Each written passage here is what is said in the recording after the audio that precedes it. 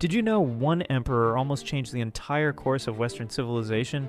In just 18 months, Julian became ruler of Rome in 361, but he carried a dangerous secret. While raised as a Christian, he secretly studied ancient philosophy. He believed Christianity had made Romans weak. The moment he gained power, Julian made a shocking move.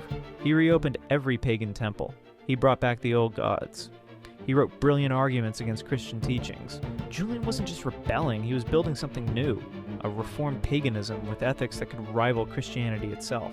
He practiced mystical rituals, he funded philosophical schools, he believed the ancient gods would grant him victory, so he led his army against Persia to prove it. But at 31, a spear found its mark. As Julian lay dying, his final words were reportedly directed at Christ himself. "You have won, Galilean." Here's what Julian understood that we often forget. Ideas have power, but timing matters more than force.